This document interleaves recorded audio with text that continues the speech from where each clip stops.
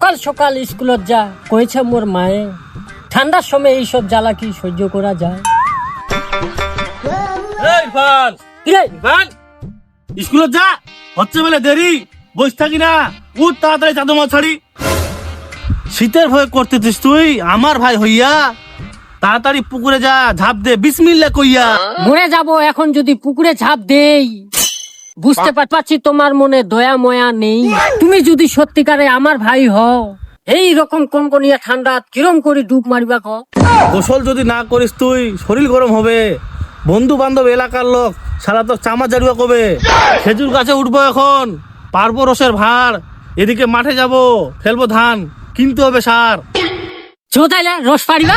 দুই ভাই মিলি কাছে আমি উঠতে পারি, তুই বাস না দিবি তুলি। তোমার সাথে ধানের খেতে যাব আমি আজ। স্কুলে গেলে করবে কে রে বাড়ির এইসব কাজ? পারবি না তুই বাসায় দেওয়া আটি ফাটি বান্দা, তোর খালি সব সময় পড়াশোনা ফাঁকি দেওয়ার ধান্দা। তার চেয়ে ভালো স্কুলে যা, মাখতে হবে না কাদামাটি হাতে। আমিনপুর মেলা লাগিয়েছে নিজান্তর সাথে। কি আনন্দ কি আনন্দ, মেলা দেখতে যাব, মেলায় গিয়ে চপ ঘুগুনি খাবো। ও হ্যাঁ, আর একটা কথা, কাল সকালে মাছ ধরতে আসবে বলে জেলে, ওদের সঙ্গে যাবি তুই, দিছি আমি বলে। কি কইবা চাইছি ভাই, দেখতো না ভাবি। তুই কি চাইস তোর ভাই মোরক ঠান্ডা পানির লাফি? ইলের মধ্যে মুই নাই ভাই, ঠান্ডা পানি তুই মরি এখন ভাই।